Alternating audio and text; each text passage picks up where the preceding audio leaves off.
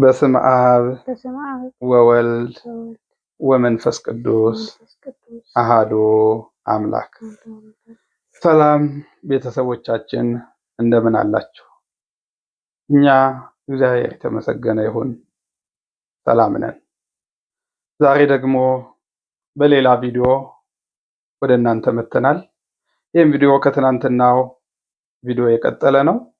በትናንትናው ቪዲዮ ምን እንዳየን እስቲ ለተመልካቾቻችን። በትናንትና ቪዲዮ ያየነው ከጓደኝነት ወደ እጮኝነት እንዴት እንደቀየር ነው እና በእጮኝነት ውስጥ ደግሞ ያጋጠሙን አንዳንድ ነገሮች አይተናል። መልካም። አዎ አባቶቻችን አርፈው እንደነበረ እና ዛሬም በተመሳሳይ ሁኔታ የእጮኝነት ጊዜን ነው የምናየው። እሺ እንደምን አላችሁ? በድጋሚ የዛሬው መጀመሪያችን ከምን ነው? የዛሬው መጀመሪያ ከግጥም ትናንትና ግጥም የላክሽልኝን ማለትም ለኔ ትልቅ የፍቅር መልስ ሆኖ የታየኝ ለሷ ግን ግጥም ብቻ የሆነበት አንድ ግጥም አለ። እስቲ እሱን በይልን እኔም እንደ ተመልካቾች ልስማ። ግጥሙ የኔ አይደለም። በእርግጥ ግን የሆነ ሚዲያ ላይ ነው የሰማሁት። ሚዲያ ማለት በሬዲዮ፣ የዛን ጊዜ ሬዲዮ ነበረው። ሬዲዮ ላይ ነበር የሰማሁትና የቆሎ ተማሪ ሻሽ የጠመጠመው እግሬን እንደ ቆሎ ወስደቆረጠው ይላል አለች። እንግዲህ ይሄንን እኔ የፍቅር ጥያቄ ትናንትና እንዳቀረብ ነግሬያችሁ ነበረ። ያንን የፍቅር ጥያቄ ሳቀርብላት እሷ ደግሞ በግጥም ፍቅሬን ጨመረችው ማለት ነው። እኔ በዛ ውስጥ ለፍቅሬ መልስ አገኘው ብዬ በፈንጠዝያ ከዛ ከኮረብታማ ስፍራ ወደ ቤት የገባው ማለት ነው። በጣም በተለየ ደስታ ማለት ነው። ምናልባት በፍቅር ውስጥ ያለፈ ወይም ፍቅር የጠየቀ ሰው ሲመለስለት ምን እንደሚሰማው እናንተም የኔ ተጋሪ ትሆናላችሁ ብዬ አስባለሁ። ከዛም በኋላ ቤት ገባሁኝ። ያን የፍቅር መልስ ደጋግሜ አየሁት። በጣም ደጋግሜ ማለት ነው። ሸመደድኩት። እኔ ከዛም በፊት አልሰማሁትም በመሰረቱ እኔ ወይም ሌላ ቦታ አላገኘሁትም። የእሷ ግጥም ነበር የመሰለኝ። እንዴት አይነት ግጥም ነው መልሼልሻለሁ ራሱ ምን አይነት ግጥም ነው ምናምን ብዬ ነው የመለስኩላት።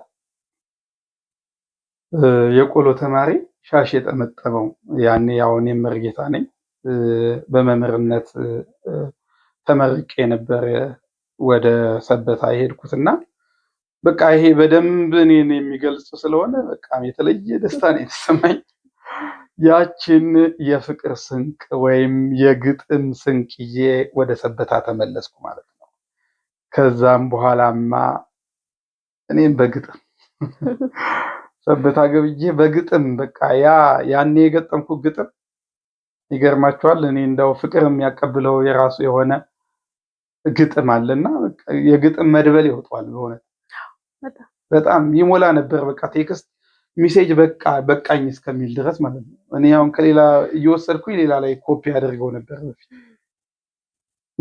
ከዛ የሚያጨናንቅ ግጥም ይገርማችኋል። ከሀ እስከ ፐ ድረስ ነው የገጠምኩላት። በሀ ግጥም የልሻለሁ፣ በለ ግጥም የልሻለሁ፣ በአምሯ በመበሰ ጠቅላላ በፊደላቱ ልክ ከግስ እየፈለኩ ማለት ነው። እንደዚህ ፐ ምናምን ጋር ስደርስ ግስ ላይ እየገባሁኝ እየፈለኩኝ ነባራ የሚባል አለ ግስ ላይ ከዛ እየፈለኩኝ በቃ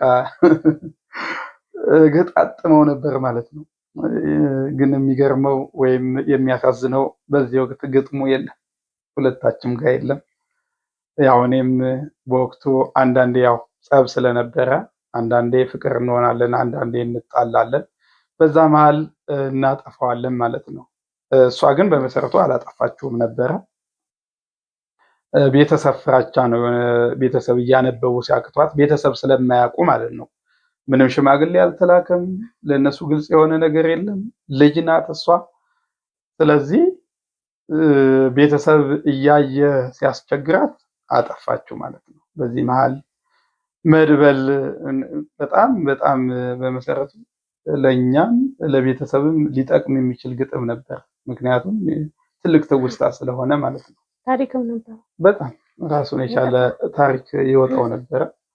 እኛም አሁን የምናወራው ራሱ እሱ ራሱ ይመልሰው ነበር። ግጥሙ ራሱ በእያንዳንዱ እያስገባን እናየው ነበር እና በዛ ሁኔታ እያለሁኝ ያቺን መልስ የግጥም መልስ አይቼ አይ በቃ ታፈቅረኛለች እሷን ብዬ አሰብኩ። እሷ ግን ያው የፍቅር መልስ ሳይሆን ሳስጨንቃት እየደጋገምኩ ስጠይቃት ለዛ እኔን ማረጋገያ የመለሽው መልስ ነው እንጂ አንቺ እሺም እምቢም አላልሽም። ለእኔ ግን ያ እሽታ ሆኖ ምንም አላልኩም። ያው የትዳር ሀሳቤ ስለነበረ ትዳር ስለሆነ የማስበው የመጀመሪያም ፍቅር ስለሆነ በቃ ሽማግሌ መላክ አለብኝ ያልኩት። ከትምህርት ቤት ያው ከጉባኤ ቤት የወጣው ስለሆንኩኝ በቃ እንደዚህም እኮ ማገናዘብ የለም። በቃ ያኔ ትምህርት ነው። ትምህርት ላይ ትኩረት እንደምናደርገው ሁሉ ትዳርም ሲመጣ እዛ ላይ ትኩረት ሆነ ማለት ነው። ትምህርትንም ይጋፋል። በጣም ነው የሚጋፋው በመሰረቱ ለትምህርቴም ስለማስብ ነው ቶሎ ወደ ትዳር ለውጬ ትምህርቴን በቃ በጥሩ ሁኔታ መራመድ ወይም መጨረስ አለብኝ ብዬ አስብኩ እና ሽማግሌ ላኩኝ። የመጀመሪያ ሽማግሌዎች እናቶች ነበሩ። እናቴም ሳማክራት ያው በደንብ እሺ ብላ ነው ትናንትናም ነግሬያቸዋለሁ። በደስታ ተቀበለችኝ። እናቴ ሌላ የነሱ ዘመድ የሆኑ እናት ፈለገች። እዛው ፍኖተ ጽድቅ የሚኖሩ ማለት ነው። እሳቸውን ይዛ ወደ ደጋ ልደታ ማርያም አካባቢ ነው የሚኖሩት እነሳሬ። ወደዛ ገሰገሰች ማለት ነው እሳቸውን ይዛ። እስቲ እዛ የተፈጠረውን ምናልባት እንደው ከእናትሽ የሰማሽውን መልስ ደግሞ አጋሪያቸው። በወቅቱ ከባድ ነበር፣ ሀዘን ላይ ስለነበር ሰማንያው እንደዛ አካባቢ ነበር ከሞተ በኋላ እና በጣም ከባድ ነበር። እንደዚህ አይነት ጥያቄ ለሷ በጣም ከባድ ነው። ሀዘኑም ትኩስ ነው። በዛ ላይ ደግሞ ልጅ ነበርኩ እኔ ራሱ። እንደዚህ አይነት ጥያቄ ሲመጣላት በጣም ነበር ያለቀሰችው። ያው በእንቢታ ነው የተመለሱት። የመጀመሪያ በእንቢታ ተመለሱ ማለት ነው። ያ መልእክት ነው የደረሰኝ። ግን ያው ተስፋ አልቆረጥኩም። ክርስቲያን ተስፋ አይቆርጥም በማንኛውም ነገር። ደግሞ እኔ ደግሞ በክርስትና ውስጥ በመምህርነትም ያለው ስለሆንኩኝ ያንንም ስለማውቅ ቀጠልኩበት ሁለተኛው ማለት ነው። ለሁለተኛ ደግሞ ያው የሀገር ሽማግሌዎችን በእናቴ በኩል ሰበሰብኩ፣ የኔንም ጨምሬ የኔንም ጥቆማ ጨምሬ የሀገር ሽማግሌዎች ሄዱ። አሁንም በዚህ ምን ተፈጠረ የሚለውን ከሳሪ አንደበት እንስማ። ሽማግሌዎች ሄዱ። ባህል ነው በነገራችን ላይ በአንድ እንትን አይልም እኮ በአንዴ ፈቃደኛ ቢሆኑ በራሱ በአንዴ ልጅ አይሰጥም እንደ ሀገራችን እና መጀመሪያ ሴቶች ይገባሉ፣ ከዛ ወንዶች ሁለት ጊዜ ይመጣሉ። ፈቃደኛው ከሆኑ በሶስተኛው እሺ ይላሉ እንጂ በሁለተኛው እሺ አይባልም። እና በሁለተኛውም ሲመጡ ያው ተመለሱ። ያው መመለስ ስለ ባህሉ መመለስ አለባቸው። እናታችንም ወይም የሳሪ እናት የኔም እናት ማለት ነው ሀዘን ላይም ስለነበሩ እስካሁን ይገርማቸዋል። እስካሁን ሀዘን ላይ ናቸው። ማዘር በጣም በተለየ ሁኔታ ነበረ የሚወዷቸው። ሳያስቡትም ነው የሄዱት። ብዙም አልታመሙም አይደል ፋዘር? ድንገተኛ ሞትም ስለሆነ በቃ እስካሁን አልወጣላቸውም ማዘር እና በዛ ቅስበት ደግሞ ሌላ ልጅን አሳልፎ መስጠት በጣም ከባድ ነው የሚሆነው። ድብልቅልቅ ያለ ሀዘን ውስጥ ገቡ ማለት ነው። ብዙ አይነት ሀዘን ነው የሚሆነው። ማለትም እሳቸው ቢኖሩ ኖሮ ይሄ ነገር አይፈጠርም ይላሉ። ደግሞ እሺ ብለው እንኳን ቢቀበሉ ምን አይነት የጋብቻ ስርዓት ይኖረው ነበር የሚለውም ደግሞ በራሱ አሳሳቢ ነው። በዚህ ሁኔታ እያሉ እነዛ ሽማግሌዎች ተመለሱ ለሁለተኛ ጊዜ። ያ መረጃ ለኔ ደረሰኝ። አሁን የምኖረው ሰበታ ስለነበር ማለት ነው። ስለዚህ እናቴን አሁንም በድጋሚ አስጨነኳት ለሶስተኛ ጊዜ ማለት ነው። ሶስተኛ ጊዜ እነዛው ሽማግሌዎች የተወሰኑ ሰዎችን ጨምረን ሄዱ ማለት ነው። እሺ ሶስተኛውን ደግሞ ሶስተኛው በቃ በላ አንተ ብስራት ለእኔ ሀዘን እሺ ብላ ነበር የዛኔ በቃ የመጨረሻ። ከዛ በፊት ከሶስተኛው ሽምግልና በፊት እኛ ሰፈር አንድ ካህን ነበሩ ትዝ ካለ ከእናንተ በኩል የመጡ እና ለብቻቸው መጥተው አማክረዋት ነበረ። በቃ ጥሩ ልጅ ነው ስለሚያውቁም ጥሩ ልጅ ነው በቃ እንትን አይላትም አይጎዳትም አብረው ያድጋሉ ምናምን ብለው በፊት ቀን መጥተው ነግረዋት ነበር። ከሶስተኛው ቀን በፊት ማለት ነው። እና በሶስተኛው እሺ አለቻቸው። እንደው ምን አይነት ውሳኔ ተወሰነ ያኔ? እንደው ሀሳብም ሽማግሌዎች ያቀረቡት ምናልባት የሰማሽው ነገር ካለ? ያው ካለፈው በኋላ ነው የሰማሁት። በእርግጥ ግን ያው አሁን ቀለበት ይሰሩ ነው በሁለቱም በኩል እንትን እንዳይመጣ። እኛ ጋርም አሁን ያኔ አባቴ ስለሞተ ብዙ ሰው እንትን ይል ነበር ጠይቅ ነበር እኔን ማለት ነው ለጋብቻ። እና በዚህ መሀል ያንተ ሲመጣ አሁን አብረው ያድጋሉ ጥሩ ልጅ ነው ካህን ነው። እና አሁን ቀለበት ይታሰርና ወደፊት እነሱ ትምህርታቸውን ጨርሰው በዚህ ሰዓት ብቁ ነን ሲሉ እኛ እንትን ላለን ሰርግ እንደግሳለን ጋብቻ ይፈጸማል ብለው ነበር እንትን ያሉት። በዛን ጊዜ ቀለበት ብቻ ማለት ነው ለቀለበት ብቻ የቀለበት ፈቃድ ተፈቀደ። ያ መረጃ እኔ ጋርም ደረሰ። ለሁለተኛ ጊዜ ፈንጠዝያ ማለት ነው። ያኔ በግጥሙ እሷ ስትመልስልኝ ፈንጠዝያ ነበርኩ። አሁን ደግሞ ቤተሰብ ሲፈቅድ እንግዲህ ያለውን ደስታ እናንተ የምትመለከቱት ይሆናል። እኔ ደግሞ የማስበው ስለሆነ በጣም የተለየ ደስታ ተሰማኝ። በዚህ መሀል ግን እኮ እሷ ፈቃደኛ አልፈቀደችም እኮ ፈቃደኛ አይደለችም። ማለትም አፈቅርሃለሁ እንኳን አላለችም። ምናልባት ሌሎችም ሴቶች አይሉ ይሆን አላውቅም። ነገር ግን ፈቃደኛ አልነበረችም። ያቺን ግጥም ይዤ ግን ያቺ ስንቅ ሆናኝ፣ ያቺ ብርታት ሆናኝ 3 ጊዜ ሽማግሌዎችን ልኬ በሶስተኛው ተፈቅዶልኝ የቃል ማሰሪያው ቀንም ተቆረጠ ማለት ነው። ምናልባት ታስታውሻለሽ ቃል ማሰሪያው መቼ እንደተደረገ? ጥቅምት 13 ጥቅምት 13 ቀን ነበር። በዚህ አሁን በቪዲዮ በምንሰራበት ወቅት ማለት ነው። ወቅቱ ጥቅምት ነው። ጥቅምት 13 2008 ላይ ተደረገ ማለት ነው። ሌላ ታሪክ ልንገራችሁ፣ የእሷንም እንነግራችኋለን። ቃል ማሰሪያው ተደረገ። ያን ቃል ማሰሪያ ካደረግን በኋላ እኔም ወደማገለግልበት ወደ ሰበታ ተመለስኩ ማለት ነው። 2008 10ኛ ክፍል እየተማርን ባለንበት ማትሪክም የምንወስድበት ወቅት ነው። ያኔ ያው አሁን በቅርብ ነው የተለወጠው እንጂ ማትሪክ 10ኛ ክፍል ይወሰን ነበር። ያው ሁለታችንም ወደ የጥናታችን ወደ የትምህርታችን ገባን። የተባለውም ይማሩ ቃለ ማሰሪያው ይታሰር ነው የተባለው፣ ለሁለታችንም ማሰሪያ ማለት ነው። ያንን እያደረግን 2008 ፈተናችንን ወሰን። በዛ መሃል ግን እኔ ወደ አዲስ አበባ ለመምጣት ፈተና አብይ ጾም ላይ ተፈትኜ ነበረ። አብይ ጾም ላይ ተፈትኜ ያው ፈተናውን ማትሪክ እያጠናው እስከ ግንቦት ድረስ ቆየው ማለት ነው። ግንቦት 20 ነው ውጤቱ የመጣው። የቤተክርስቲያን ወደ ግንቦት 20 ላይ ወደ ብርሃናት ዓለም ጴጥሮስ ጳውሎስ ገባው ማለት ነው። በሰበታ ጥሩ የትምህርት ጊዜ ነው ያሳለፍኩት። ቦታውም እዛው ግቢ ውስጥ ነው የምኖረው። የተለየ እንክብካቤ ነበራቸው እግዚአብሔር ይስጣቸውና በደንብ የቀን ነው ስማርም የነበረው። በቃ አካባቢውም በጣም ነበር ለኔ ክብር ያለው። ለአገልጋይ ክብር አላቸው በጣም የተለየ ማለት ነው። እና ጓደኛሞችም ስለነበር በትምህርት ቤት የሚያሳልፍን ስለነበርና አገልጋዮቹ እየተሸፋፈን እንደዚህ ፍታት ምናምን ሲኖር እየሸፈኑልን የማይማሩት ትምህርቴን ጨርሼ ወደ አዲስ አበባ ማትሪኬን ወስጄ መጣሁ ማለት ነው። በማትሪክ 4 ነበር ያመጣሁት።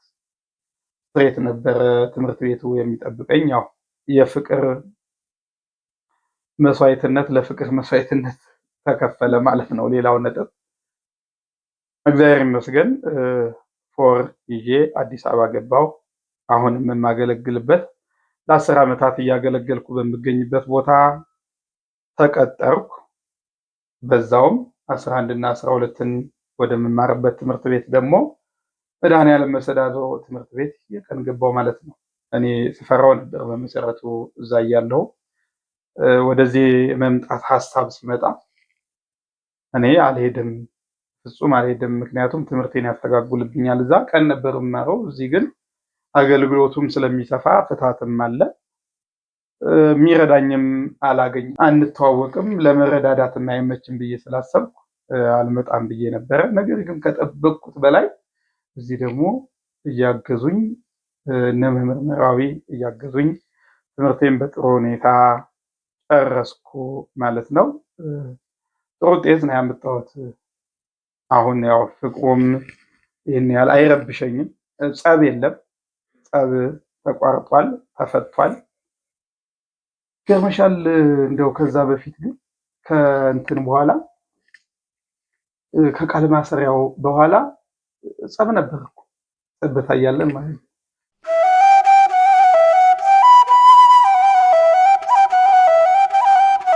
በጣም የተለያዩ ሰዎች ነበሩ። እንደውም ሽማግሌዎችን ስንት ጊዜ ነው የሰበሰብነው? እንደው ያንን አውድ ለተመልካቾቻችን በአንቺ ይገለጽ። 3 ጊዜ እንደ ሽምግልና እኮ እንደ ሽምግልና እንደመጡት ነው ለማስታረቅም የተሰበሰቡ 3 ጊዜ ነበር የተሰበሰቡት። በእኛ ጸብ ምክንያት ያው በአመቱም ጸብ ነበር እና በሶስተኛው የመጨረሻ ነበር የታረቀ። የት ነበር የተሰበሰበው? ቅዱስ ገብርኤል ቅዱስ ገብርኤል ባለውለታችን ነው ደግሞ ቅዱስ ገብርኤል በ19 ነው እለቱ ነበር። በእለቱ ማለት ነው። እኔም ሰበታ ሳገለግለው የነበረ መልአክ አብሳሬ ትብሴት የሚባለው መልአክ ረድቶን በእለተ ቀኑ ተሰብስበን ከቅዳሴ ውጪ ነው አይደል? አዎ፣ ከቅዳሴ ውጪ ተሰብስበን እግዚአብሔር የተመሰገነ ይሁንና ከዛም በኋላ ሰላም ተፈጠረ ማለት ነው። ሁሌ በቃ 80 ይቀደድ የሚል ሀሳብ ነበርን የማነሳው። በዛው በማፍቅራት ልክ ደግሞ አለመግባባቱ ሲመጣ ደግሞ በቃ ካልተለያየን ነው የምለው። እሷ ግን ያው ሀሳቧን በእንባ ነበር የምትገልጸው። ምንም አትናገርም፣ በሽማግሌዎች ጋር አትናገርም። የሆዷን በሆዷ ይዛ እኔ ደግሞ እየተነፈስኩኝ ግን ያው ቅዱስ ገብርኤል ፈቃዱ ሆኖ የዛን ቀን ሰላም ሆንን። እንደነገርኳችሁ ያው መሰናዶም ጥሩ ውጤት አመጣው ማለት ነው። ጥሩ ውጤት ለማምጣቴ ምክንያት የሆነኝ ሰላም መሆናችንም ሰላም ስለሆን ነው ማለት ነው። እስኪ ደግሞ ያንቺን ወደ አዲስ አበባ መምጣት ለተመልካቾች። እኔ ያው አባቴ ከሞተ በኋላ ወደ ደብረጽጌ ገብተን ነበር። በፊት ገጠር ነው ያደግኩት እስከ 9ኛ ክፍል ድረስ 10ን ከተማ ውስጥ። ከዛ በኋላ ወንድሜ እዚህ ስለነበረ እሱ ነበር ሊያስተምረኝ ቃል ገብቶልኝ እዚህ መጣሁ ማለት አዲስ አበባ ልማር። አዲስ አበባ መጣሽ? እዛም ይመስለኛል ጸቡ ያቆመው። ተቀራረብን ማለት ነው። ለእኔ ትልቅ ብስራት ነው። ሌላ ብስራት ማለት ነው፣ የደስታ ብስራት። አሁን በአካል የምንገናኝበት ሁኔታ ተፈጠረ ማለት ነው። ቃል ማሰሪያ ታስሮም አንገናኝም ነበር እዛ እያለች። አሁን ግን በቃ ራሳችን ማመቻ የኛ ፈቃድ ነው የሚያስፈልገው እንጂ አይ እንትን ምንድን ነው ለሰዎችም እንትን አንልም። ቅርብ አልነበረም። ሩቅ ሲሆን ብዙ ሰው በመሀል ይገባል። ቅርብ ስንሆን የሚታይ ነገርም ስለሆነ ያን ያህል እንትን ለጸብ እንትን አልነበረም፣ ምቹ አልነበረም። የእግዚአብሔር ፈቃድ ሆነና እሷም ወደ አዲስ አበባ መጣች። ትምህርት ቤትም ገባች። እስኪ ምናልባት ትምህርት ቤት የት እንደገባሽና ኮሌጅ ነበር ሪፍት ቫሊ ኮሌጅ ምን እንደምትማሪ ነው? ፋርማሲ ነበር ያጠናው። ሪፍት ቫሊ ኮሌጅ መገናኛ ጋር ነው የምትማረው። እኔ መውጫቸው ሲደርስ 9 ሰዓት አካባቢ ነው የምትወሰድ። እንደ ሁኔታው ግማሽ ቀንም እንማራለን፣ ሙሉ ቀንም እንማራለን። ከአንቺ በሚደርሰኝ መረጃ መሰረት እኔም ከዚህ እየተነሳሁኝ እስከ መገናኛ በባስ እሄድ ነበር፣ ዘወትር ማለት ይቻላል። ምናልባት እሷ ካልተመቻት በስተቀር እኔ ላለመሄድ የሚያግተኝ በዛውም ትምህርት ቤት ገባ ነበር። በመሰረቱ እኔም እየተማርኩ ስለነበረ አዲስ አበባ ዩኒቨርሲቲ 6 ኪሎ በዛው ገባ ነበር። እሷ የምትኖረው ሽሮ ሜዳ ነው፣ የምትማረው መገናኛ ነው። እኔ የምኖረው ሩፋኤል አካባቢ ተከራይቼ ነው። የምማረው ደግሞ 6 ኪሎ ነበረ እና በዛው ትምህርት ቤትም ለመግባት መገናኛ ድረስ ሄዳለሁ። ከመገናኛ እስከ ሽሮ ሜዳ በእግራችን እንቀጠቅጠው ነበር። ይገርማችኋል፣ በፍጹም ምንም አይታወቅም። በፍቅር ስለሆነ ማለት ድካም የሚባል አይሰማንም። እኔ እንዳውም የሚደክመኝ እሷን ቤት አስገብቼ ወደ ዩኒቨርሲቲው ስመለስ ነው የሚደክመኝ። ያቺ ማለት ነው ታክሲ ድረስ የሚሄደው ራሱ ይደክመኝ ነበር። ምክንያቱም ያኛው እያወራሽ እየተጫወሽ ምናምን ስለምትሄጂ ምንም አይስ ፍቅርም ስላለ በመካከል ማለት ነው። በዚህ ሁኔታ እያለ ነበረ እንግዲህ ኮሮና የመጣው 2012። እስቲ የኮሮናውን አገባብና ምን አይነት በፍቅራችን ላይ ተጽዕኖ ፈጠረ? ያን ያለ መንገድ አፓረንት ወጥተሽ ራሱ ከዚህ ከአውቶቢስ ተራ ሽሮ ሜዳ እንሄድ ነበር። 2012 እኔ ራሱ ተመራቂ ነበር። ከዛ ነው የምንመረቀው። መጋቢት ትዝ ካለ መጋቢት 4 ነበረ የበዓሉ ዋዜማ እንደውም ትዝ ይለኛል። አቡነ ገብረ መንፈስ ቅዱስ ንግስ ነበርና ዋዜማ ነው የገባው እኛ ሀገር የገባው ማለት ነው። በዛ ምክንያት ያው ሚያዚያ ላይ ከሚያዚያ እስከ መስከረም ድረስ እንትን ምንድነው የሚባለው ኮማንድ ፖስት ተሰጥቶ ነበር ለ5 ወር እና ትምህርቱም ቆመ፣ ስራም የለም። ብዙ ሰው እንደውም ከስራ የሚቀነስበት ጊዜ ነበር የዛን እና መገናኛትም የለም። እኔም ወደ ክፍለ ሀገር ሄድኩ። ክፍለ ሀገር ገባች። እሷም ክፍለ ሀገር ገባች፣ እኔም ደግሞ ወደ ቤተክርስቲያን ገባሁ ማለት ነው። እንደነገርኳችሁ ቅድም ተከራይቼ ነበረ የምኖረው።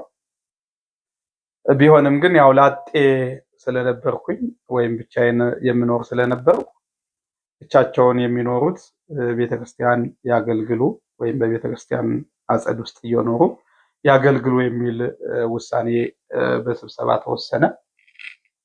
እኛ ማለትም ያላገባንና መነኮሳት እዛው ቀርተን ማገልገል ጀመርን ማለት ነው። ጥሩ ነበር በእውነት ህይወቱ ራሱ። በቃ እግዚኦታ እናደርሳለን፣ ማህርና ብናደርሳለን፣ አብረን እንማማራለን። እኔም ደግሞ አዲስ አበባ ዩኒቨርሲቲ የሰጡኝን አሳይመንቶች እሰራለሁ። የተለያዩ ተሰጥቶ ነበር፣ ኦንላይን ተሰጥቶ ነበር። ያው በአካል ነው መሄድ የማይቻለው ትምህርት ቤት እንዳንቦዝን ሰጠውን ነበር። ያንን አሳይመንት እየሰራው በቃ አገልግሎታችንም እያገለገል በጣም ጥሩ የፍቅር ጊዜ ነበር ያሳለፍነው ማለት ነው። እዛው ካለው አገልጋይ ጋር ማለት ነው የተለየ ነገር አሳልፈናል። እሱም የማይረሳ ትውስታ ነው እና እስከ መስከረም 1 ድረስ ኮማንድ ፖስቱ ነበር። ከዛ በመሃል ግን ምንድን ነበር እንደው ምናልባት ወደ ትዳር ከመግባታችን በፊት ወደ ጋብቻው ከመግባታችን በፊት ያው ለረጅም ጊዜያት ነበር የተቀጠረው ለጋብቻው ማለት ነው። እኔም 12ኛ ክፍል ውጤት መጥቶልኝ እንደው ምናልባት አልፈነው ነው ቅድም እንደው እሱን ላስታውሳቸው ውጤት መጥቶልኝ ጅማ ተመድቤ ነበር። ጅማ ተመድቤ እኔ ሜዲሲን ነበር መማር ፈልገው በኢንጂነሪንግ ተመደው ለመማር ግን ተግዳሮቶች ነበሩት። ጅማ ቢሄድ ወቅቱ ግጭት የበዛበት እዛም ግጭት የበዛበት ጊዜ ነበረ። በዚህ ላይ ደግሞ ጋብቻው ሊራዘምብኝ ሆነ። እንደኔ ሐሳብ እኮ 1 ዓመት መቆየት አልፈልግም። ያኔ ሰበታ እያለሁ ነበር 2008 ነበር ያለው። ሰበታ እያለሁ ማግባት እፈልግ ነበር። ያን ያህል ጊዜ ቆይቶ አሁንም ደግሞ ዩኒቨርሲቲ አልሄድም አልኩኝ። እንደገና እዚህ ደግሞ አገልግሎት ትቼ ነው የምሄደው። ያው ራሴን ችዬ ነበር የምኖረው ያኔ። ስለዚህ ለምን እዚሁ አዲስ አበባ ዩኒቨርሲቲ አልማርም ብዬ ነው የጀመርኩት ማለት ነው። ናቹራል ነበር የምማረው፣ ግን ወደ ሶሻል ቀይሬ ማኔጅመንት ተማርኩኝ ማለት ነው። እና በዚህ ሁኔታ እያለን እንመለስ ወደ ቀድማችን እንመለስና በዚህ ሁኔታ እያለን የጋብቻ ሐሳብ መጣ። ባላሰብንበት ወቅት ማለት ነው። ያንን እንደው ሐሳብ እንዲመጣ ያደረገው ምንድን ነበር? አንቺም እየተማርሽ ነበረ። እሺ ወደ ጋብቻ ያመጣው? ኮሮና ገባ እና ኮሮና እንደገባ እኔም ክፍለ ሀገር ሄድኩ። ከዛ በመሀል ላይ የሚያስተምረኝ ወንድሜ ያገባል ሆነ። ከዛ አብረን ነበር የምንኖረው። ወይ ደባል ነው የምገባው ወይ ደግሞ ወደ ክፍለ ሀገር ነው የምመለሰው እና በዛ መሀል ቤተሰብ ተመካክረው ለምን አትጋቡም የሚል ሀሳብ መጣ። ያው ወራት ነው የቀረው ለመመረቅ። ወራት ስለቀረኝ ችግር የለውም ያን ተጽዕኖ አይፈጥርባችሁም በሚል ለምን አትጋቡም ማለት ምንም ተቀበልን። በእናንተ በኩል ተመከረ። ከዛ ያንን ደግሞ ወደ አንተ መጣ ተቀበለው። ተናግረሽ ነው መጥቶ ነው ይሄማ እኔ ተደጋጋሚ የማስበው ስለሆነ በፍጹም በቃ በተናገሩበት ቀን ቢሆን ራሱ ደስታዬ ነበር። አይ ብለን ነበር እኮ በእርግጥ ሐምሌ ላይ ብለን ነበር። ሚያዚያ ውስጥ ነው ሀሳቡ የተነሳው። ሐምሌ ገብርኤል ብለን ነበር እና እንደውም ቤተክርስቲያን ነው እንዴት በኮማንድ ፖስት ውስጥ አይሆንም ብሎ ለመስከረም ተዘዋወረ። መስከረም 3 ቀን ጋብቻችን ተፈጸመ ማለት ነው። ስርዓተ ተክሊል ተፈጸመ። ልዩ ነበረ። መስከረም 3 ቀን ያሳለፍነው የጋብቻ ስነ ስርዓት ወይም ስርዓተ ተክሊሉ። ኮማንድ ፖስቱ የተነሳው መስከረም 1 ቀን ነው። መስከረም 3 ቀን ደግሞ የእግዚአብሔር ፈቃድ ሆኖ የኛ የልዩነት ኮማንድ ፖስት ተነሳ። አንድ የምንሆንበት ጊዜ ተፈጠረ እና የጮኝነት ጊዜያችን ይሄንን ቢመስልም በጣም ብዙ ተግዳሮቶች የነበሩት ነበረ። ከትምህርት ጋር ፍቅር እንዴት ማስኬድ እንደሚቻል እየተረዳንበት ወይም ፍቅር በትምህርት ላይ ምን አይነት ተግዳሮት እንደሚያሳድር ያየንበት ነበረ። ነገር ግን ያው እኛ በህይወት ተሞክሮን ያየነው ከመሆኑ በፊት አውቀነው ቢሆን በጣም መልካም ነበረ።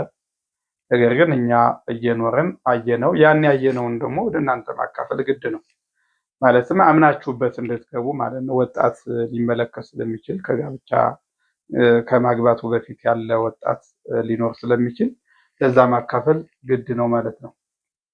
እንደነገርኳችሁ በእኔ በኩል ሰበታ እየተማርኩኝ ላመጣ የምችለው ውጤት ትምህርት ቤቱ ራሱ አይደለም እኔ ትምህርት ቤቱ ራሱ የሚጠብቀኝ ስትሬቴ እንዳመጣ ነበረ። ነገር ግን በቃ ለማጥናት ራሱ ይከብዳል። አንዳንድ ጊዜ የምናወራበት ቴክስት የምንጻጻፍበት ቅድም እንደተናገር ነው ጊዜ ይወስዳል።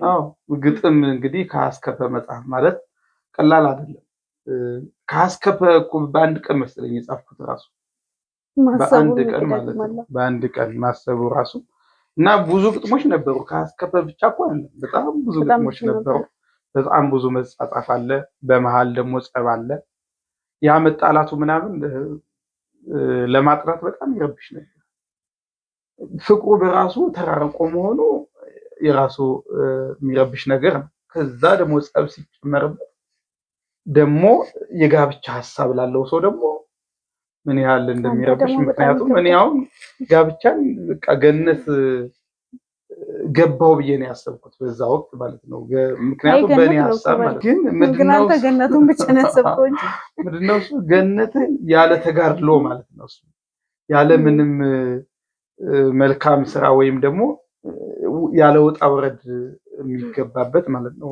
ትዳር ግን የራሱ የሆኑ ተግዳሮቶች አሉት። ያን ተግዳሮት አልፈሽ ነው የምታጸኘው።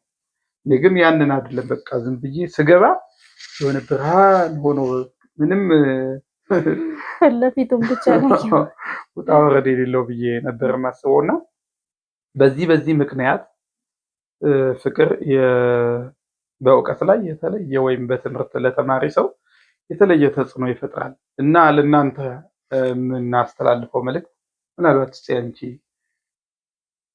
ነገራቸውና እኔ ደግሞ ቀጥላለሁ። እንግዲህ ፍቅር ከትምህርት ጋር ያው እንደነገርካቸው ነው፣ በጣም ከባድ ነው። ትምህርት ላይ በጣም ከባድ ተጽዕኖ ነው የሚያሳድረው። እድሜውም አለ ደግሞ የማገናዘብ እንደሆኑ አይደለም፣ አሁን እንዳለንበት አይደለም። እኛም ሁለታችንም ልጆች ስለነበርን በጣም ከባድ ነው እና ይከብዳል። ብትችሉ ያው ተማሪ ሆናችሁ ወደ ፍቅር ግንኙነት ውስጥ ባትገቡ፣ ከገባችሁም ደግሞ እስከ መጨረሻው ድረስ አብሯችሁ ከሚሆን ሰው ጋር ከሚያዘልቅ ጋር ማለት ለትዳር የሚያበቃ ሰው ጋር ቢሆን ጥሩ ነው። ምክንያቱም መስዋዕትነት ቢከፈልለትም ትዳር ስለሆነ መጨረሻ ፍሬ ይኖራል። ሁለት ደግሞ አሁን እስከ መጨረሻው ድረስ አብረን እንኖራለን ብለህ ካሰብክ መተሳሰብ አለ። ደግሞ የምንድን ነው ነገሮችን በትዕግስት መተውም አለው። መቻቻል ሳይሆን መቻቻል ሲባል ትንሽ ይከብዳል። መተው አለ። አሁን ነገሮችን እየተኩ ትሄዳለህ። እንደዛ ይሆናል እና ብትችሉ ባትገቡ ከገባችሁ ደግሞ ጠንከራችሁ ራሳችሁን ያጠንከራችሁ መስዋዕትነት እንዳያስከፍል ነው። መስዋዕትነት ያስከፍላል በህይወት ላይ ተማሪ ሆነ ከሆነ በቃ የህይወት የእድሜ ልክ ጠባሳ ነው የሚያሳድር። ከወደቅም እንትን ካልክም ከበረታም ያው ትልቅ ፍሬ ይኖራል። ካልበረታ ደግሞ የእድሜ ልክ ጠባሳ ነው የሚሆነው እና ይሄው ነው።